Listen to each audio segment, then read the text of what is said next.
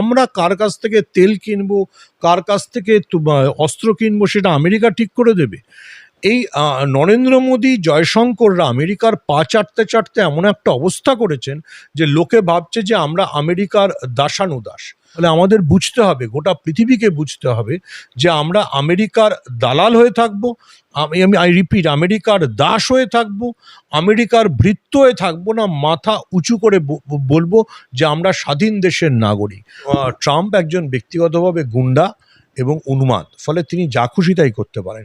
তিনি যদি পরমাণু আক্রমণ করেন তাহলে গোটা বিশ্বের কি পরিণতি হবে সেটা ট্রাম্প যেন হিরোশিমা নাগাসাকির মানে অতীত থেকে মনে রাখেন। মানে আমেরিকা বলে যে তারা নারী স্বাধীনতার কথা বলে, তারা নাকি ইরানের মেয়েদেরকে নারী স্বাধীনতা দেওয়ার জন্য যুদ্ধ করছে। তাহলে ওরকম একটা মেয়েদের স্কুলে বোমা হামলা চালিয়ে কেউ 180 জনকে মারে? আচ্ছা, এটা বললেই মানে ভারতবর্ষের তথাকথিত মোদী ভক্তরা বলবেন আমাদের দেশদ্রোহী। না, ভুলে যাবেন না যে আমেরিকায়, খাস আমেরিকায় সবাই ডোনাল্ড ট্রাম্পের উপর বিরক্ত। আমেরিকায় যে জনমত সমীক্ষা হয়েছে তাতে প্রতি 4 জনের মধ্যে মাত্র 1 জন ডোনাল্ড ট্রাম্পের ইরান হামলাকে সমর্থন করছেন, বাকি 3 জনই ডোনাল্ড ট্রাম্পের ইরান হামলার বিরুদ্ধে। তাহলে কি মার্কিনীরা দেশপ্রেমিক নয়? তা নয়, সবাই যুদ্ধ, বিগ্রহ, রক্তপাতে ক্লান্ত। ডোনাল্ড ট্রাম্প যেটা করবার চেষ্টা করছেন সেটা গোটা পৃথিবীকে অশান্ত করে তুলছেন। দেখুন, ইসরায়েলের প্রধানমন্ত্রী নেতানিয়াহু, তিনি একটা মানে রক্তপিপাসু নরপিশাচ। তা না হলে তিনি গাজায় মানে 2 বছর ধরে টানা বোম মেরে মেরে মেরে মেরে 70,000 মানুষকে মারেন না। এবার নেতানিয়াহুর প্ররোচনায় ডোনাল্ড ট্রাম্প এই যে যুদ্ধটা শুরু করেছেন, এতেও হাজারে হাজারে মানুষ মারা যাচ্ছেন। ফলে ইরানে ভারতের পয়সায় তৈরি গান্ধী হাসপাতালে আমেরিকা হামলা চালিয়েছে। ইরানের তেহরানে আজাদ স্পোর্টস কমপ্লেক্সে আমেরিকা হামলা চালিয়েছে। ফলে আমেরিকা প্রমাণ করে দিয়েছে তারা পৃথিবীর সবচেয়ে বড় বর্বর রাষ্ট্র। এমনই একটা বর্বর রাষ্ট্র, তারা ভেনেজুয়েলাতে গিয়ে মাদুরোকে তুলে আনতে পারে, কোনো আন্তর্জাতিক আইন কানুনের তোয়াক্কা না করে। আমার ইচ্ছে হয়েছে আমি মাদুরোকে তুলে আনবো, আমার ক্ষমতা আছে, আমি তুলে আনবো। তাদের ক্ষমতা আছে বলে তারা মানে টানা বোমাবর্ষণ করে যেতে পারে ইরানের মতো একটি দেশে। দেখুন, ইরান কিন্তু আমেরিকার সঙ্গে শান্তি বৈঠক করছিল। সেই শান্তি বৈঠকে ইরানের বিদেশমন্ত্রী ছিলেন।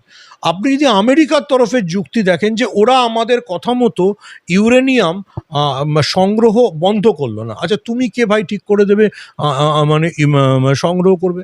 দেখুন, গোটা বিশ্বের, ইভেন আমাদের ভারতীয়দের একটা বোঝবার সময় এসছে যে আমরা আমেরিকার পা চাটবো, আমেরিকার দালাল হব, আমেরিকার দাসানুদাস হব, না মাথা তুলে বাঁচবো। আপনি ভাবতে পারেন যে আমেরিকার ট্রেজারি সেক্রেটারি, মানে সে দেশের রাজস্ব সচিব, টুইট করে বলছেন যে আমরা ভারতকে পারমিশন দিয়েছি ওরা যেন 30 দিনের জন্য রাশিয়া থেকে তেল কিনতে পারে। দেখুন, ইরান সাফল্যের সঙ্গে একটা কাজ করেছে, সেটা হচ্ছে পশ্চিম এশিয়ায় বা আরব দুনিয়ায় যে দেশগুলি, আমি খারাপভাবে বললে মানে কিন্তু অ্যাকচুয়ালি সেটাই শব্দ, আমেরিকার দালালি করতো, তাদের একদম চুরমার করে দিয়েছে। ইরান যুদ্ধ শুরুর আগে সংযুক্ত আরব আমরশাহী, কাতার, ওমান, এদের সবাইকে বলেছিল যে তোমাদের এলাকায় যদি মার্কিন বিমান ঘাঁটি বা মার্কিন নৌবহর থাকে তাহলে আমরা তাতে হামলা চালাবো। কারণ এই সমস্ত মার্কিন নৌঘাঁটি বা মার্কিন বিমান ঘাঁটিগুলোকে ব্যবহার করেই ইরানের উপর হামলা চালানো হচ্ছিল। ফলে ইরানও তার পাল্টা হামলা চালিয়েছে। কিন্তু ইরান তার সঙ্গে আরেকটা কাজও করেছে, খুব সাফল্যের সঙ্গে করেছে, যে এই সমস্ত দেশগুলোতে তথাকথিত যেগুলো এলিট এস্টাবলিশমেন্ট, হোটেল বলুন, বড় অ্যাপার্টমেন্ট বলুন, সেগুলো তো হামলা চালিয়েছে। আমরা ভিডিও দেখেছি সংযুক্ত আরব আমিরশাহীতে, দুবাইতে ধনীদের হোটেলে এমন হামলা হয়েছে যে সেই ধনীরা নিচে এসে পার্কিং লটে মেঝেতে শুয়ে থেকেছে। এবার এটা কেন করছে ইরান? ইরান গোটা বিশ্বকে বা মুসলিম বিশ্বকে দেখাতে চাইছে, তুমি যদি আমেরিকার সঙ্গে এই যুদ্ধে আমার পাশে না আসো তাহলে আমিও তোমায় পাল্টা আঘাত করব। এবার এই সমস্ত দেশগুলি দেখুন, এই সমস্ত দেশগুলি এতটা ভীতু যে তারা ইরানকে কোনো পাল্টা প্রত্যাঘাত করতে পারছে না। কেন প্রত্যাঘাত করতে পারছে না? তার কারণটা হচ্ছে, তারা যদি প্রত্যাঘাত করে তাহলে তাদের নিজের দেশের মানুষ ধরে নেবে যে তারা আর মুসলিম পৃথিবীর বা মুসলিমদের স্বার্থের কথা ভাবছে না, তারা ইসরায়েলের বন্ধু হয়ে গেছে। এটা এই মুসলিম দেশগুলিতে এতটা ক্ষোভের জন্ম দিতে পারে যে সেই ক্ষোভকে সামলানোর এই সংযুক্ত আরব আমিরশাহী বলুন, কাতার বলুন, ওমান বলুন, তাদের যে একনায়ক শাসকরা, তাদের পক্ষে সম্ভব না। উদাহরণ হিসেবে পাকিস্তানকে দেখতে পারেন। পাকিস্তানের সেনাপ্রধান আসিফ মুনির এবং পাকিস্তানের প্রধানমন্ত্রী শাহবাজ শরীফ ছিলেন সবচেয়ে বড় ট্রাম্প ভক্ত। তারা ট্রাম্পের নোবেলের জন্য সুপারিশ করেছিলেন, তারা ট্রাম্পের পাশে দাঁড়িয়ে বলেছিলেন শারমেল শেখে শাহবাজ শরীফ যে ট্রাম্পের মতো প্রেসিডেন্ট হয় না। কিন্তু করাচিতে যখন এমন বিক্ষোভ হলো যে বিক্ষোভে মার্কিন দূতাবাস আক্রান্ত হয়ে গেল এবং গুলি চালিয়ে 20 জনকে মারতে হলো, তখন কিন্তু শাহবাজ শরীফদের বলতে হলো যে ইরানের উপর হামলা চালানোটা অন্যায় হয়েছে। অর্থাৎ মুসলিমদের মধ্যেই যে গোটা বিশ্বজুড়ে ক্ষোভ তৈরি হচ্ছে, সেই ক্ষোভটাকে কিন্তু কোনো মতেই মুসলিম শাসকরা, যারা ডোনাল্ড ট্রাম্পের বন্ধু বা যারা ইসরায়েলের সাথে গোপনে সমঝোতা করে চলেন, তারা সামলাতে পারছেন না। আচ্ছা, আমি বিশ্বকে এরকম মানে মুসলিম বিশ্ব, খ্রিস্টান বিশ্বতে ভাগ করছি কেন? আমি ভাগ করছি না, এই ভাগটা ডোনাল্ড ট্রাম্প বা বেঞ্জামিন নেতানিয়াহু করেছেন। তারা এই পবিত্র রমজানের মাসে এমন একটা হাঙ্গামা জুড়েছেন, এমন একটা ঝামেলা জুড়েছেন যে হাজারে হাজারে মানুষের রক্ত যাচ্ছে, প্রাণ যাচ্ছে। ইরানের মানে আমেরিকা বলে যে তারা নারী স্বাধীনতার কথা বলে, তারা নাকি ইরানের মেয়েদেরকে নারী স্বাধীনতা দেওয়ার জন্য যুদ্ধ করছে। তাহলে ওরকম একটা মেয়েদের স্কুলে বোমা হামলা চালিয়ে কেউ 180 জনকে মারে? দুর্ভাগ্যের বিষয়, জয়শঙ্কররা আমাদের পররাষ্ট্র নীতিকে এমনভাবে আত্মসমর্পণ করেছেন যে খেমেনি মারা যাওয়ার পর 5 দিন আমাদের লেগে গেল শোক প্রকাশ করতে। আমি এটাকে কেন গুরুত্ব দিচ্ছি? কেন এই জন্য গুরুত্ব দিচ্ছি যে ইরান আমাদের বহু পরীক্ষিত বন্ধু। এই অশিক্ষিত নরেন্দ্র মোদীর ভক্তরা জানে না, যখন অটল বিহারী বাজপেয়ী ভারতবর্ষের পরমাণু পরীক্ষা করেছিলেন, তখন আমেরিকা আমাদের উপর, ভারতবর্ষের উপর, অটল বিহারী বাজপেয়ী সরকারের উপর নিষেধাজ্ঞা চাপিয়েছিল। সেই সময় ইরান ছিল একমাত্র দেশ যারা আমাদের সঙ্গে ভারতীয় টাকায় তেল বেচত।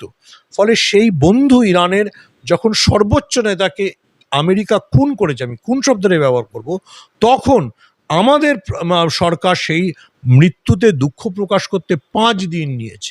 এখানেই শেষ নয়, যখন পাকিস্তানের বিরুদ্ধে আমরা যুদ্ধ করছিলাম, নয়াদিল্লিতে এসে কোন বিদেশমন্ত্রী আমাদের পাশে দাঁড়িয়েছিলেন? এই ইরানের বিদেশমন্ত্রী।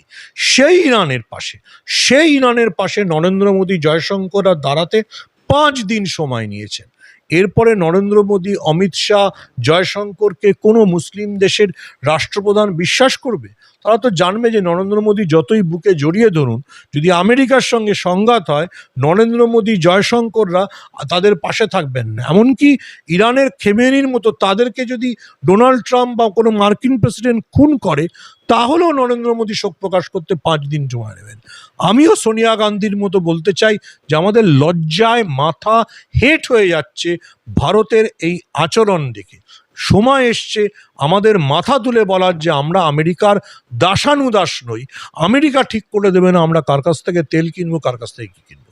এই যে দাদা আপনি বলছেন আমেরিকা ঠিক করে দেবে না যে তার কার কাছ থেকে ভারত তেল কিনবে, কার কাছ থেকে তেল কিনবে না, কিন্তু এই যে রাশিয়া বারবার জানাচ্ছে যে তারা যে ব্যারেলের তেল আটকেছে সেই ব্যারেলের তেল ভারতকে দিতে চাইছে, কিন্তু আমাদের প্রধানমন্ত্রী নরেন্দ্র মোদী স্বাক্ষর করেছে আমেরিকাকে যে কোনো রকম ভাবে রাশিয়ার কাছ থেকে 1 ব্যারেলও তেল কিনতে পারবে না। কি বলবেন?